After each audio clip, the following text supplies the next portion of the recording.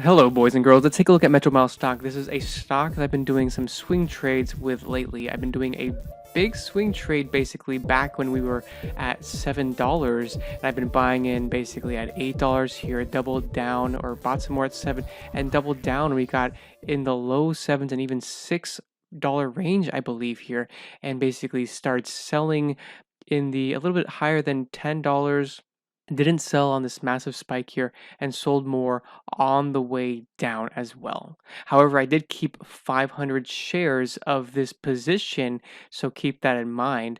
And so that was 500 shares in basically the $7 range, right? So I was waiting on this dip here when to buy. And so when did I start and like pull the trigger on this next swing trade? Because I oftentimes like to, leave some shares running. In this case, that obviously didn't work out too well. But we can see basically I drew this line here from this point over here and a couple different data points down over here. So we had some interesting hits. So I actually didn't even really consider buying this until we hit this, which gave me some interest.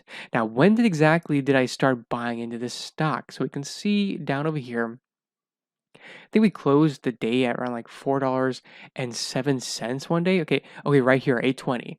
Right. I remember it closed at $4.07. It went down a little bit below there. And this was just like, man, we're hitting the line here finally. We've just been beaten down like crazy. And this is kind of where I was like, okay, I'm gonna buy this. This was actually after hours. That's kind of how desperate I was with I gotta buy into the stock. And it was after hours. I remember it was $4.10. So I bought this in. I started buying heavily at $4.10. But then we kept going down a little bit. And so the next several days, and I was watching that this trend was still holding. So I bought more and more and more. So remember, I started with 500 shares. I ended this buying here with 4,500 shares. So I massively increased this position. So basically, and then what I do immediately, actually on Friday, I did trim my position a little bit. Just a heads up, I did sell 500 shares just to lock in some profit. Now, I mean, it's a very small amount, and according to this, it's mainly to just reduce some margin, to be completely honest. My areas where I plan to actually sell some shares are at the basically at the bottom and at the top of this gap fill at the moment. I plan to sell some down here and probably a little bit more at the top here, and I will hold on to some shares just like I did last time. We'll see if this ends up being a mistake again, but I plan to hold on to some shares again. And okay, what else am I doing here? I'm doing some option plays. Um, Before I go into the option plays, let's take a quick look at some other technicals that we might want to be looking at and paying attention to, because there are some interesting things going on here. We can look at basically the highs from over here and the highs from back over here, and we can see that there's an interesting picture that is being painted here a little bit. And we can see, if we zoom out a little bit here, this could be moved a little bit over here, I think, and we can see that this is looking nice. Okay, so we have this line here. Basically, this is showing us that, oh, we could actually hit maybe $5.60, close to $5.60 come Tuesday. We have some interesting price action coming up here. We have some overhead resistance coming down here. Once we break that, arguably, we could be going significantly higher and probably actually, get back to these previous prices of in the $7 at least.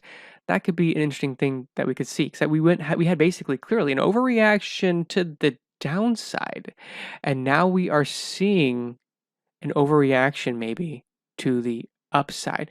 We can see what actually happens now on the option side of things. What am I doing here? I did sell some covered calls. I think they're October strike covered calls for $7.50. So right over here, so somewhere in October, $7.50. I'm selling, I think I sold 5 contracts, 5 covered calls. In addition, I bought some call options as well. I think these are for strikes out in sometime in 2022, probably. And I bought a couple of those, and those are actually over 100% in profits already. So that's pretty cool. Now, the other thing I did is I actually sold a lot of puts. December puts, I sold some $2.50 strikes. Actually, 40 contracts I sold down here. Basically, I don't know if it's 40 or it might be 45 contracts actually. I think it's actually 45 contracts. So I think my average cost per contract is around 17 cents now. So that's $17 times 45 is how much I'll be profiting from this, especially if it goes this goes worthless. But basically, I'm going to sell out of some of the shares here. And even if we do end up going down to $2.50, this is going to be like literally my next swing trade, essentially. My pre-built in swing trade that I will use that position to swing again. So it seems, pretty good risk to reward. Those are the things I'm doing in terms of the shares, in terms of the option plays I'm doing, in terms of I bought some options, sold some calls, sold some puts. So I'm doing a few different fancy things with Miles stock. And, this also covered what I did last time with my last trade. I hope this was informative. We can see a few things going on with the RSI. Also, clearly an interesting breakout we had with the 20 period moving average here. This is basically a trend that we had a hard time breaking up. After we broke below it here, we got rejected here, got rejected again over here and over here.